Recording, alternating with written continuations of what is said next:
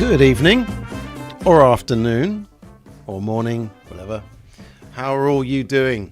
Welcome to Ben's Camera Show. And very good guten Tag to you all on this fine spring morning. And it has been fine. The last 2 days we've actually got sun all day. So good for the expired film. Oh, God. So, yeah, it's been a very busy couple of weeks for me. I couldn't do a show last week, but as you will see very soon, I have the best reason in the world for that, which is that I was out there in the world gathering some amazing experiences to show you and some very interesting information in the world of film and Super 8. So what am I referring to? Well, firstly, let's say hello to everyone in the chat. We got Barry Steinlager, we got Old Radios having a little convo. Yes, Old Radios, don't forget to accidentally play that intro again during the show. I saw that comment last time.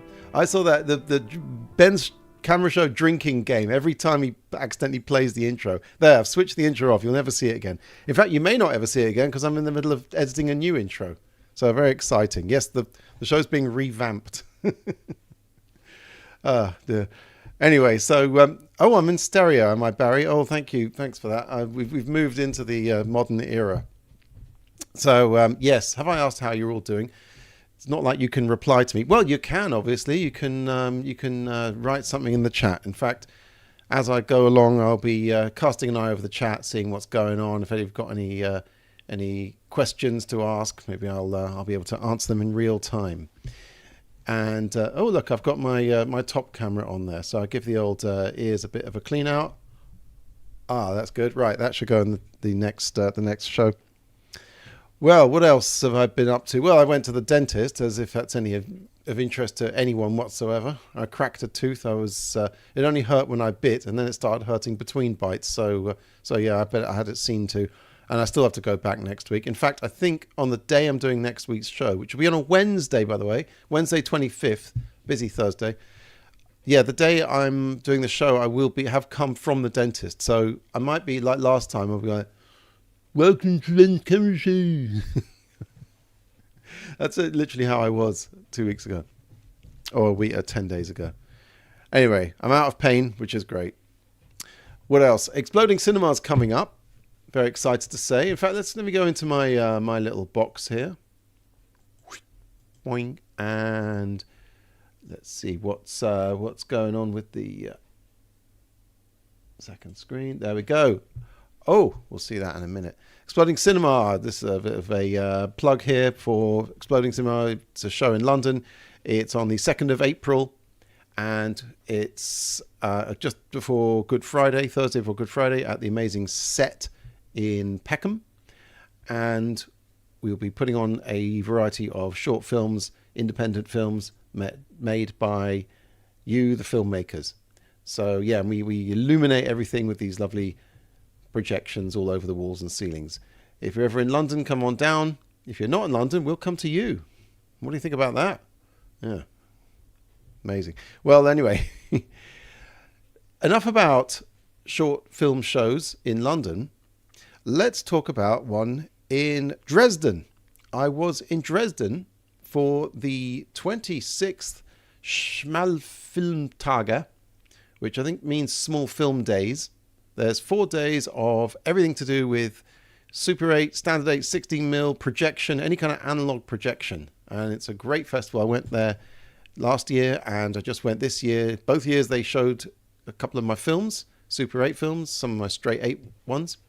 So we had a great time, and I have brought back all sorts of media to share with you, to show you what is going on in the world of Super 8. And we're talking up-to-the-minute stuff here. Yeah, so Old Radio says, I hope Brass Armadillo has cameras, especially motion picture ones. Is that a thrift store then? Well, we'll find out, I guess. So yes, I went to Dresden, and I've got a little travelogue to share with you, to go through. Very exciting. So let me go into the screening room, and here I am. And maybe we'll get some. Should we get some music on while I show this? Well, let's have a look. Let's start the footage, and then we'll see. So before I show you all the Dresden film and the update of everything that's going on. I know you're all very interested to know. I filmed this stuff on my Charmerer. There's me on the plane, filming out the window. The Kodak Charmerer, which I did a show about last year. What am I saying? Last year, last week. Felt like a year. It felt 2 weeks ago. There's me again with the Charmerer. You can see me. You can see some the Museum of Ethnography, and you can't even. The Charmerer fittingly is about 3 pixels wide in that picture. Once again, I've got that little bastard up to my eyes, but it wasn't just the digital. I brought, of course, the Umig Mini 5, which also looks pretty tiny in this photo. So yeah, it's all about small travel cameras. This one, there's me again with the Charmerer and some very derelict building there in Dresden. It's quite cool. They've still got derelict buildings there. And once again, taking a tiny little picture. And on the way home, filming out the window like a right plain numpty. And hey, how did that one get in there? Hey, no, we're not playing spot the difference here. I've got to say, those Germans, they do make a pretty decent kebab. So let's have a look at the video that I shot with all of that stuff. What did I go to first? Well, let's start with video with pictures of the actual airplane. That was with the Charmerer. Did it get to handle the cartridge? Yes, coming up soon. Half the planes were on strike when I arrived, so it was a bit like COVID. Let's put some music on, why not? So yeah, luckily the supermarket deli counter was fully stocked.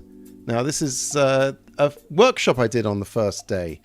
The Copy Paste Reshuffle workshop, which was hosted by Isabel Appel and Jan Nordsiek from the DRKRM Film and Photo Lab.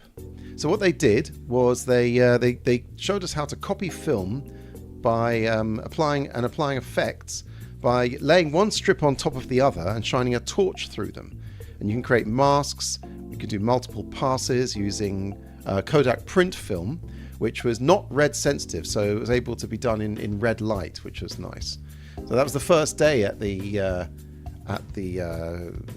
Copy Paste Reshuffle workshop. They had this amazing Jobo machine there. We didn't use this, but it was old Ray's 2000s feel to the Charmerer, definitely. So that's us watching some of the footage from the first day of the workshop. These are all like manual sort of contact print copies that they showed us how to do. And you can do multiple ones, and it all looks amazing. The second day was where I got really excited. Old radios. If you look at last week's show, you'll see it was all about the Charmerer, and it definitely feels like the first mobile phone you ever could take a picture on.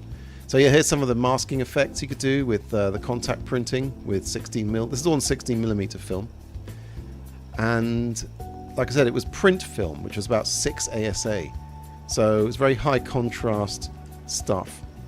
And so anyway, that's the what else? Ah, yes. Okay, so then Ed Ward from 18mm. There he is. He demonstrated the Re-8mm reloadable Super 8 cartridge. Yay! We finally got to see it. And we... is the music a bit loud? Should I take that down slightly? Anyway, we finally got to touch it, and we got to see it, and we got to ask him lots of questions. And it was everything it's cracked up to be. And I hope the guy puts them in production very soon. We didn't get to actually try loading film into it, but... Well, I did try loading film into the cartridge within a cartridge. A lot of this stuff I'm going to show you is stuff that I could really do a whole feature on this show. So I'm going to rattle through it. I'm going to leave you all wanting a bit more. These were set up in the bar area, and they were very nice. They were projectors, and they had rotating kind of like crystal pendants from a chandelier, I guess, rotating in front of the lens. And the effect that had was, if you see on the background up here, where is it? Yeah, you can see the pictures are going around the walls here, these bits. Amazing. And here, that's being reflected, sending the projection on a little journey around the walls. There it is as well as it's going around. So we might do that with exploding. It's a great idea to cover more wall space if you want freaky projections. Let's have a look. The what next? Yeah, so that was the that was the visuals. Very nice. Now this was taken with the new Kodak camera. Just this bit, just these 3 shots here. That's all I could have a go with it. I put my own cartridge in it. Second day of the workshop. Second day of the workshop. Okay, I'm gonna have to stop the film for a second and show you this. They showed us how to lift print ink off magazines. You just take some sellotape, you put it on a picture on a magazine, cut it out with the paper, and then put it in water, and you basically rub off all the paper, and the ink remains on the piece of tape, and it's now become transparent. There's some print that I got, and then you can, and there's some color wheels that were in the magazine and one of the graphics. Then you go back in the darkroom, you lay that on top of the this is what you lay that on top of the print film, and this is what we developed it in, which was this ADOX stuff, Nutol Eco. That was the developer they used. It only took like a minute and a half. Fixer, that was the fixer. It only took 2 minutes in the fixer. And the stop bath was only like a minute. It was very fast to develop a strip of this print film. And look at that. Look at that. That's the results you get. So I'm going to just pause it for a second here. So this was in a magazine. I laid the tape on it, cut it out, dissolved the paper. That's transparent. This is on a light box. And then laid it on top of a piece of film, shone a torch through the both of them, and it made this amazing high contrast black and white kind of like imprints on the film. And then they ran it all through the projector. So yeah, some really, really cool effects there. I'm going to definitely do some more of that. That's the print from the magazine. That also made this print on the 60mm. And that's the color wheels, which is quite interesting. I'm going to pause it for a sec. In that the darker parts are where the blue was, because the red light filters out the light, so it didn't actually expose the film as much. So that's why it's lighter there. Very interesting. You can have a lot of fun there. Right, now, this guy called Jan Kulka showed us, he's from Czech, he showed us this thing called the Archaeoscope. And this is basically a 4-lensed projector with LEDs, lights flashing through them. Because they've kind of done away with the... They've done away with the rotating shutter. Now they're just using flashing LEDs, which they couldn't do back in the day. And later on, this guy's got, well, I'll show you something else in a minute he's got. So yeah, so he has the lights flashing in a sequence determined by these kind of plastic wheels here. There we go. And the film, as you'll see in a sec, here's the film. This is a very large format piece of film. It goes behind all 4 of those things at once. There we go. You can see that. I mean, you can. Yeah, it's unbelievable. And then this is the effect that it comes up with. I'm going to switch off my my tacky music so we can hear this.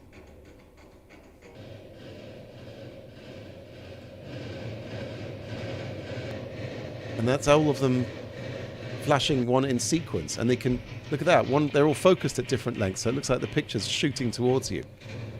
At some point, I felt like I was going through space or something. I uncrossed my eyes and it went all into 3D. So yeah, Jan Kulka, he's this genius, and anyway, more of him later. Then we're going to an Edward Muybridge documentary. Very interesting. He's the guy who did these old Victorian naked guys jumping around videos. And then in the evening, on Saturday evening, was of course my film in the international program presented by the lovely Laura and Guchan there. And they showed my film There Will Be Another with some interesting German subtitles there. And then I did a Q&A afterwards. I'm not going to play the whole Q&A. I'm very boring. And you've heard me talk about all this stuff already. So yes, I answered a couple of questions. That was fun. Some very, very good program of films, all Super 8 and 16mm. So then on the Sunday, they put on a whole brunch for everyone. Edward Mybridge. Did I not say Mybridge? Sorry, yes. Did I give him a different? Did I say a different surname? I'm too busy narrating this. So they laid on this whole table full of like German deli food and meats and cheeses and stuff, and had everyone have brunch on the Sunday morning. Very nice. And then I had a chance to go off for a couple of hours and go have a look through Dresden. I'll talk about this piece of film that makes it look like 100 years old. That's one of the museums with the Charmerer. And so we had a couple of hours to get off. Otherwise, I was just at the venue constantly. It was so much to do. It was so cool. Just everything that I like getting up to in one place. I barely left that block in like 3 days. But I had a quick look at the rest of Dresden. Very nice. And then we went back to... it's not quite so nice. But we went back to the second... No, I did that. No. Ah, yes. This is the finale for the Sunday.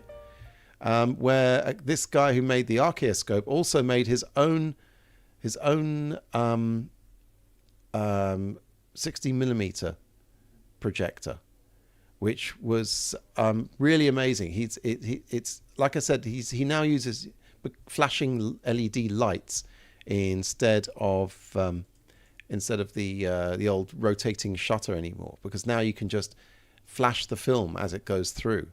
He also has all sorts of things you can adjust in this 16mm projector. It sounds amazing. I don't think I put sound on this part right here, but it sounds like no other projector I've ever heard. Oh yeah, you can hear it just about there. Anyway, so yeah, that thing flashes and they showed a film to demonstrate it, put it through its paces. This is the future, I'm telling you. 16mm projectors, if they're going to carry on.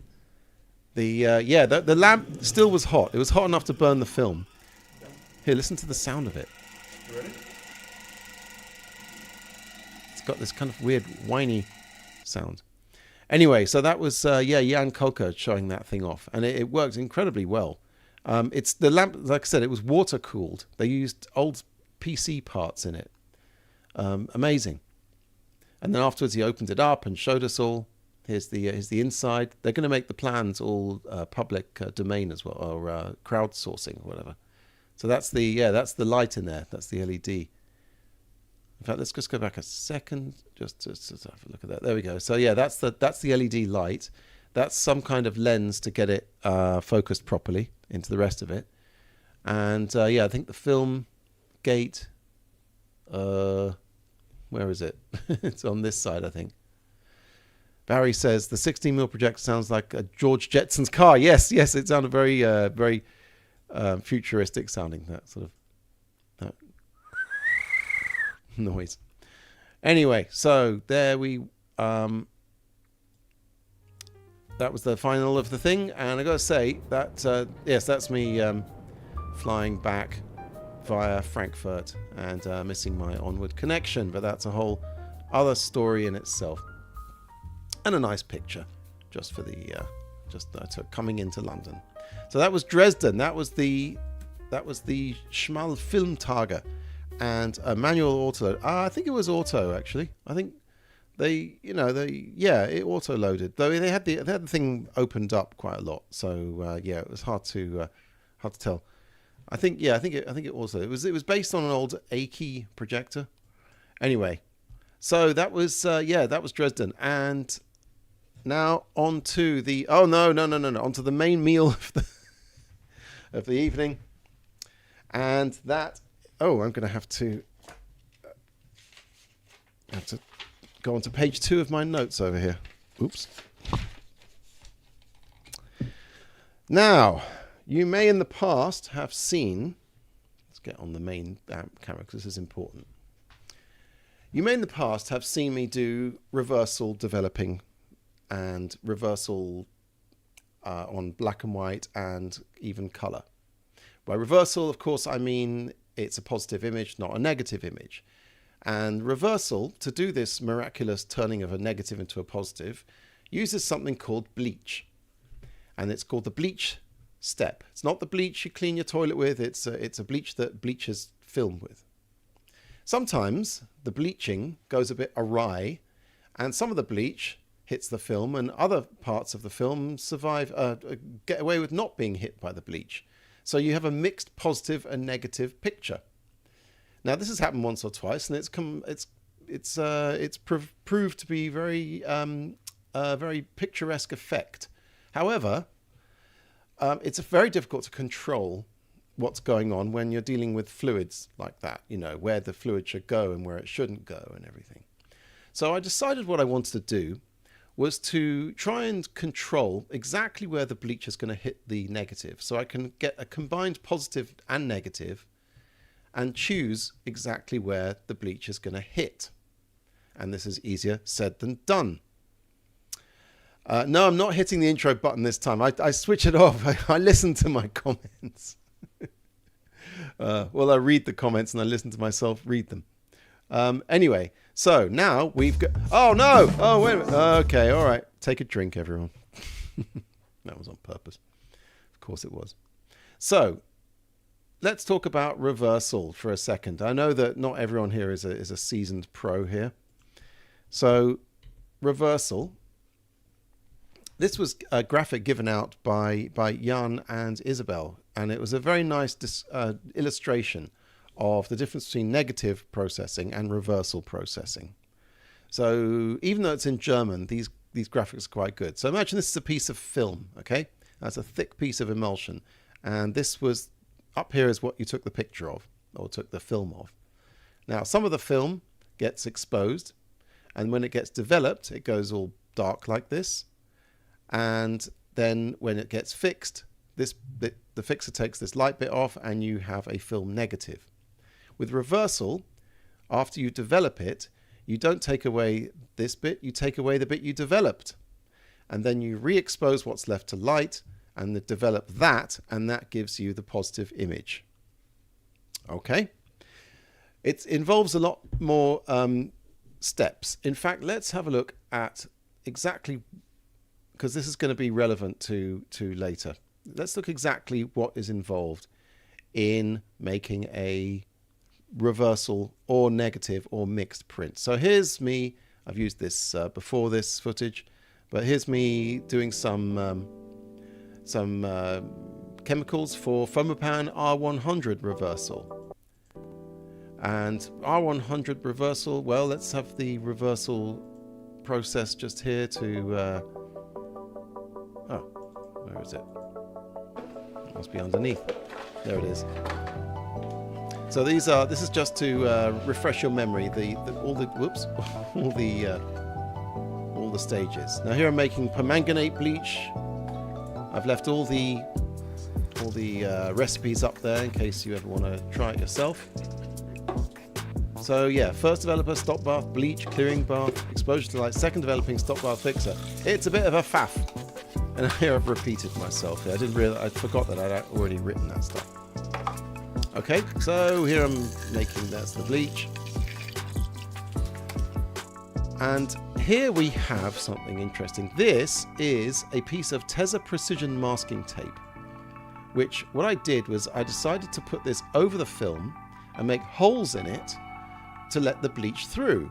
So I can control exactly where the holes are going to go. And I put I got a spiky thing that came in a precision screwdriver set, and I made the holes after mapping out with a felt tip exactly where 8mm lines are apart from each other, or rather not 8mm, but whatever the height of 8mm is, it's 4 point something millimeters. So there we go. So I'm making holes there that will let the bleach through. I will then stick this onto the film, and I will get a consistent circular reversal blob, and I can move the holes around so that reversal blob will go back and forth as it goes, as you're watching the film. There you go. So I basically tried with this sticky thing and with the tape and the spike to make a mask that goes onto the film. Okay, and there's it on the film there. I've obviously had to do this. I did this in a changing bag before I even started developing the film, so it's a bit fiddly to see what I was doing, but I'd managed it and got that on there onto the film. This is just an illustration of it. Obviously it was in the tank at that time,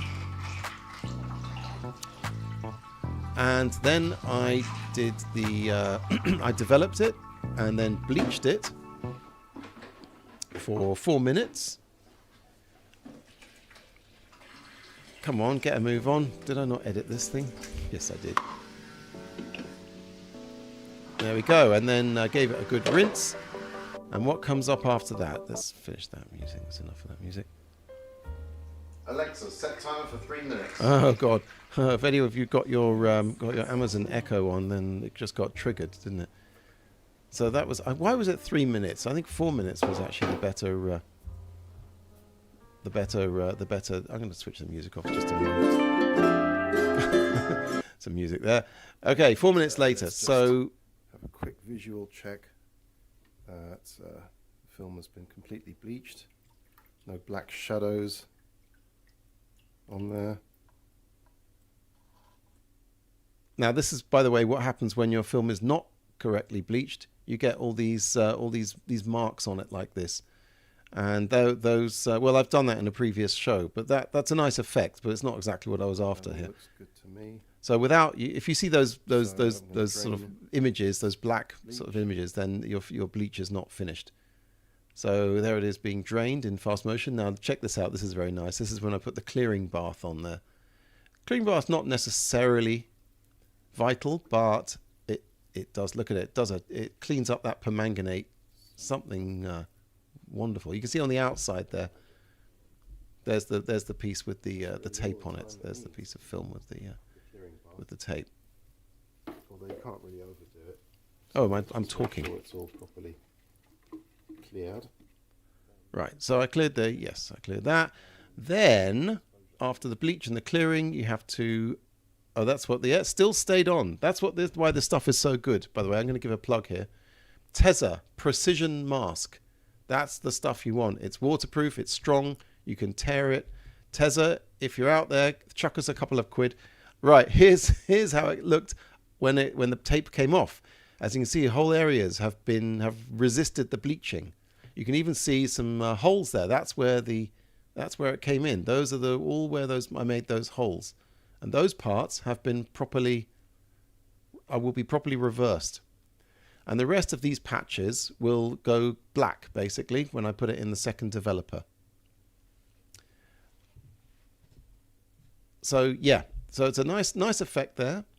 Now the second exposure to light. Very important process here, where you have to expose the film so it will do second development properly.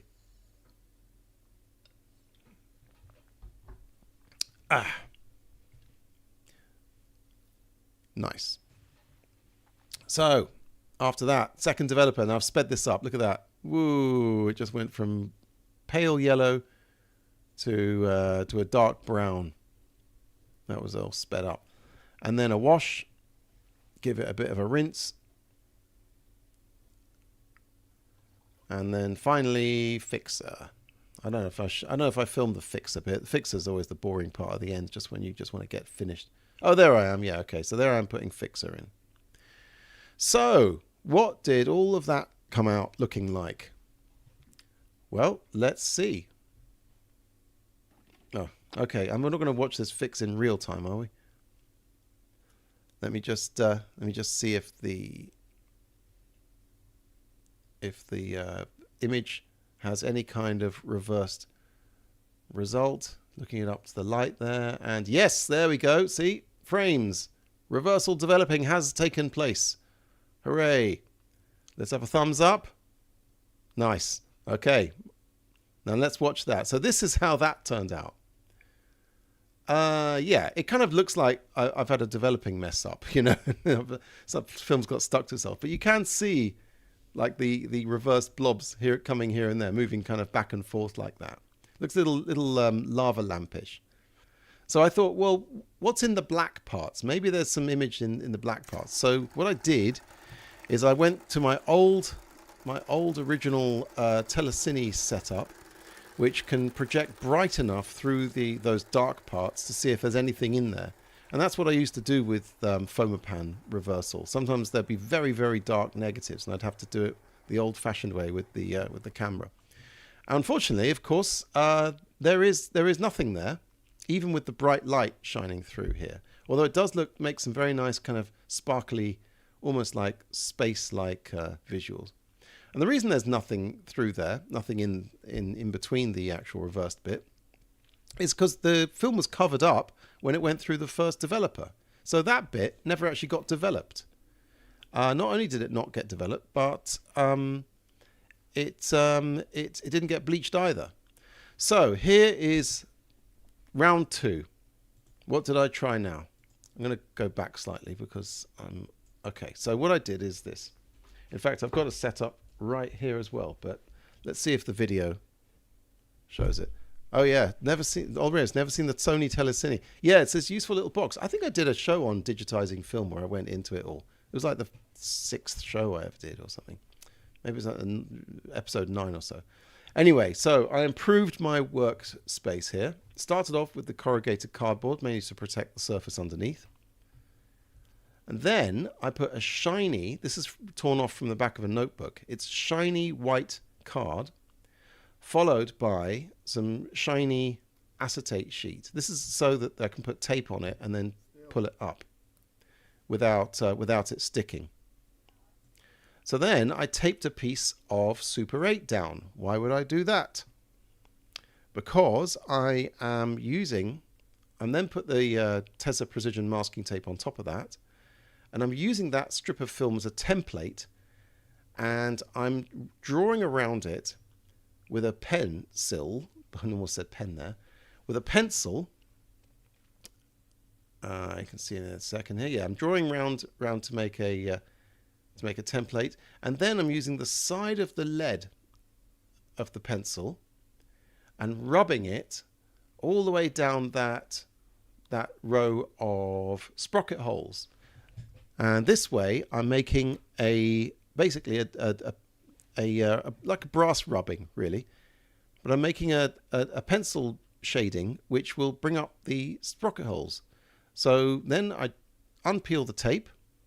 I remove the piece of Super 8 and stick the tape back down, making sure it doesn't get stuck to itself. And there we go. See, that's what I'm left with. I can see all the sprocket holes and I can see the width of the film. And that gives me enough guide so I can start making holes in this thing. And I didn't use, there we go, I'm sticking it down there. To make the holes in it this time, I did not use just a pointy pin. I used, that's a bit blurry, so I'll show you the real things. These are punch dies. And each one of them, if you can see here, yeah, each one of them is like a sharp circle. This is actually how they make the sprocket holes in film anyway. And all I needed to do at this point was to press down hard enough on the tape. This is a very zoomed up picture, so I'm sorry about that. Press down hard enough, and it wouldn't just make a hole which can get closed up again. It made an actually very, very neat little punched hole, which you can even hear it as it pops it out. Let's have a listen. Yeah, that little clack, and that's actually the sound of the punch going through the acetate, and that's good because that means I know that it's gone through the paper. And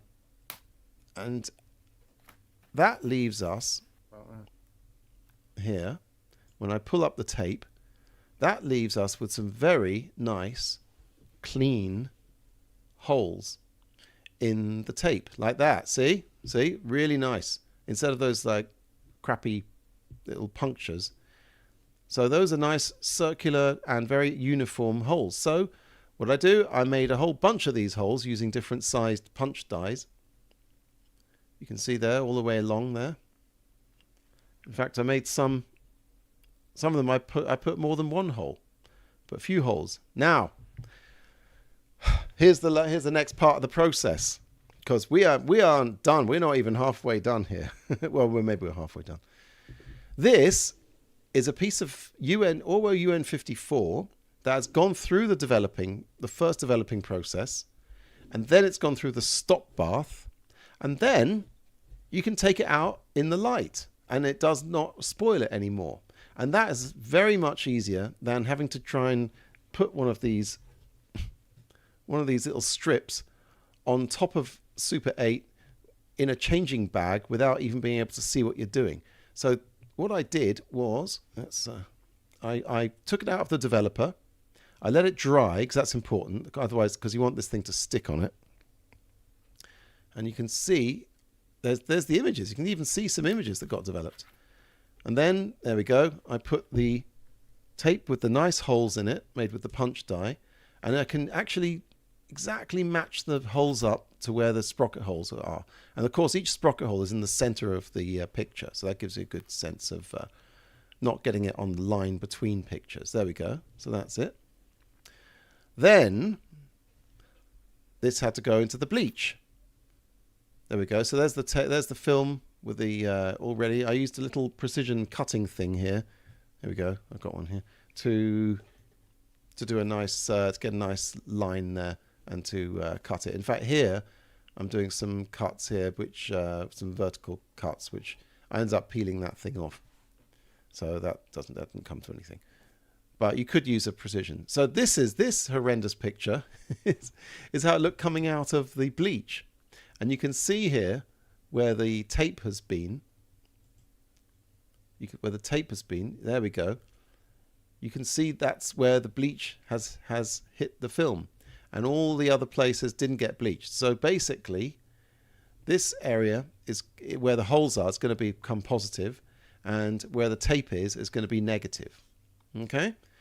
So this is after second development and before the final fix. So yeah, I had to protect it from the second developer, otherwise these bits would just go black like the first time round. It comes off very nicely. And before the fix, because you do want the fixer hitting all of the film, not just the bit that got masked off. Okay? And that's what it looked like just before it went in the fixer. Amazing. So there's the holes. And here's what it came up. Here's what it looked like after the fixer. Even better.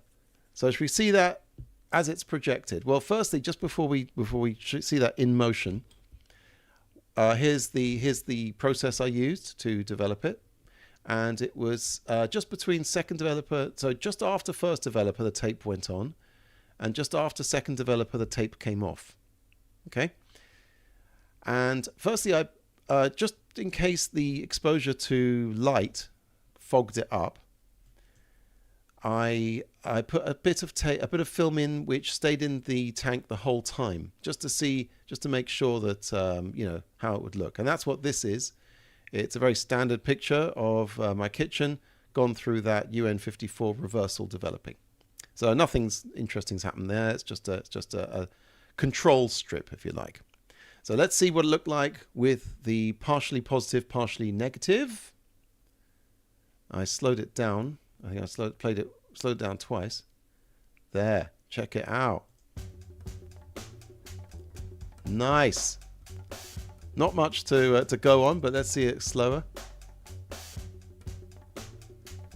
There, look at that. Nice, clean holes.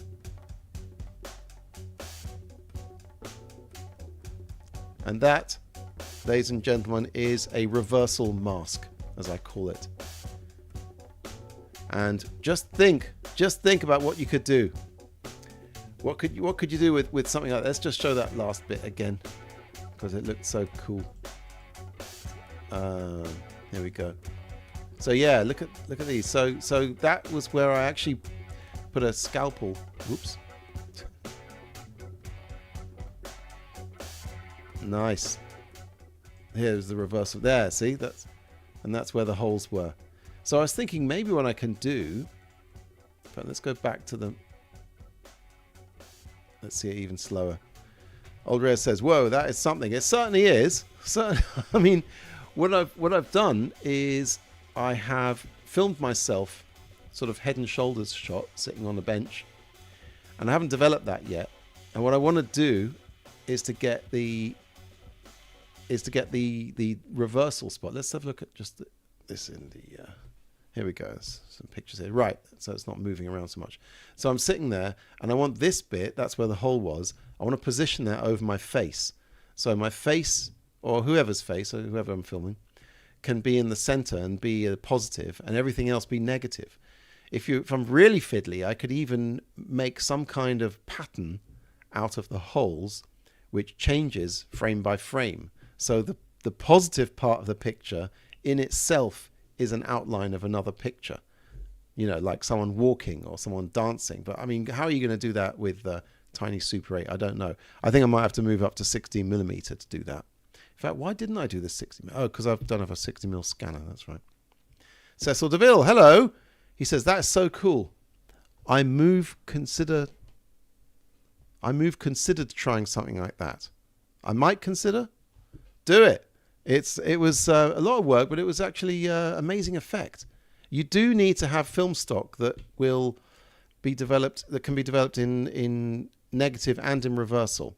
You could use Tri-X. With Tri-X, this part's going to be pretty grainy, and but that's going to look lovely in the middle.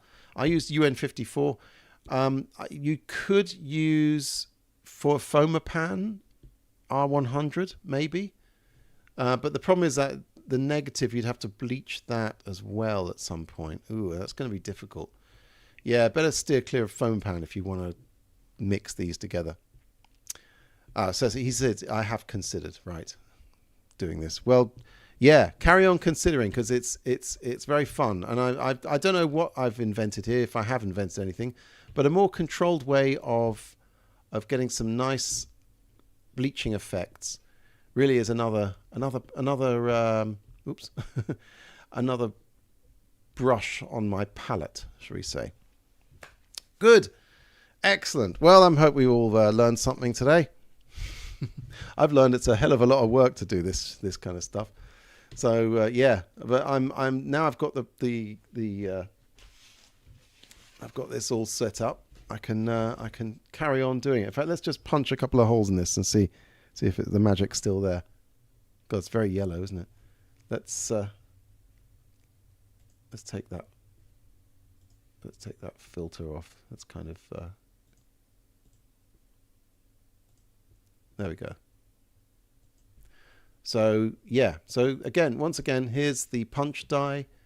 There's the Tesla Precision masking tape, and there we go. You don't even have to hear it click. I think that's good enough to. The best thing about this is, God, that's a dirty one, is that because the bit you punched out is sticky, is that when you peel off the tape, it will get left behind there. See, it sticks behind there. You got some nice clean holes there. You really do need this tape. I don't think regular sellotape is going to stay on throughout all of that developing process. Right. Old Radio says, I'm just learning how to get images, period. Oh my God. Mate, I can help you with that. Come to one of my workshops. You got the tank, but look, or check out one of the 59 hours of Ben's camera show. I'm sure I went into it here and there. I even showed all my recipes on this show today. So yeah, go back and freeze frame. Right, are we ready for a little of entertainment to finish up on? I'll take that as a yes. Unfortunately, I'm not going to be able to show you the old film projector on the wall today because I lent my DSLR camera to my mate Morganico, so I won't be able to show you that. So it will be a digital file this time. And I was thinking, like, what can I do just to illustrate how far we've come in terms of compositing images, you know, making masks and stuff. What's the difference really between the digital age and the analog age? And I think it might be kind of the blue screen, the fact that you could do blue screen back in the day And it just became so much easier that it became within the grasp of the common man. That's you and me. And I apologize in advance for anyone who's eaten before watching the show today, but we're going to show you how to use Adobe After Effects to make digital vomit. Yes, you heard me right. It's the famous blue screen vomit special effect that I made quite some time ago with Paul Elliott. Might have been about 10, 15 years ago we made this. However, the principle is still sound. So get your popcorn, sit back, and get ready to throw up your popcorn, because here's digital vomit. Blue screen vomit. I'm going to stay in the corner here.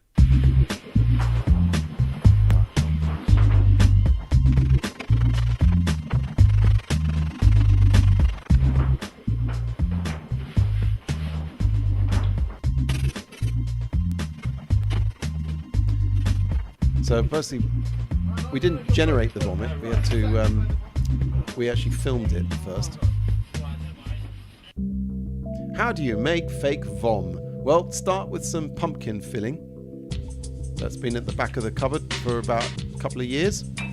It's a nice base there. This is Paul showing his amazing talents at practical effects. What it's doing is tearing up little bits of brown bread. Nice for those lumps. Bit of stewed tea just for some colour. We have to really stand out. Oh, some Rice Krispies. Not Rice Krispies, some Shreddies, why not? Has to stand out in front of that blue screen. So if it's kind of yellowish brown, that's a good colour.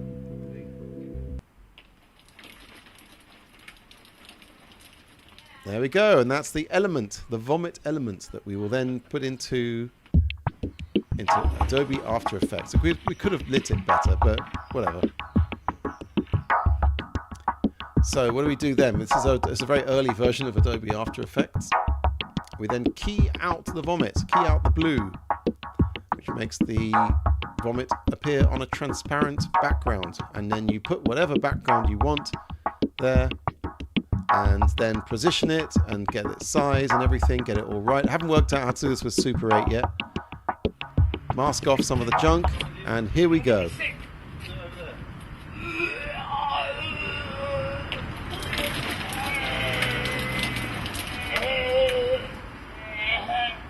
Oh, how young we looked. Oh, that's making me feel sick, Paul. It's like you're really there. You could be sick too. Oh, yeah.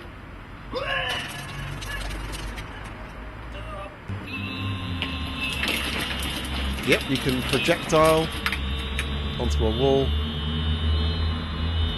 Where else can vomit come from? What about your fingers? Oh, just a minute. Why stop at vomit?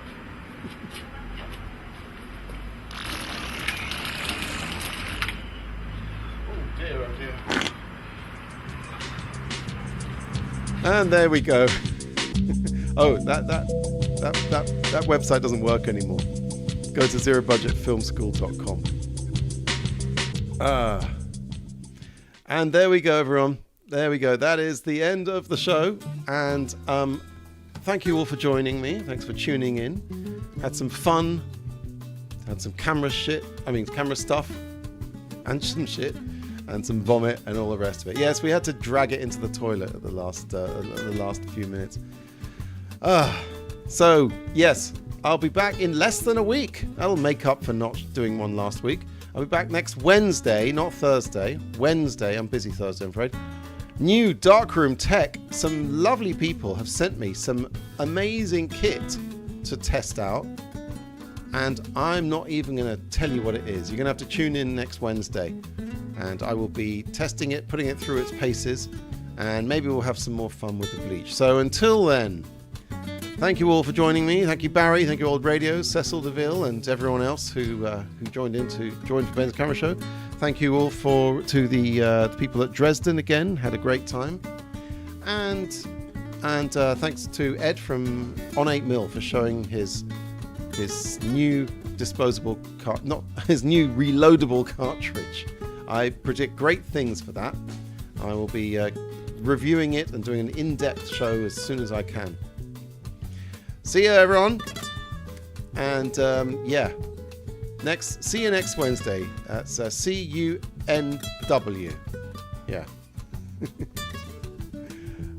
Kanwa, everyone. And good night.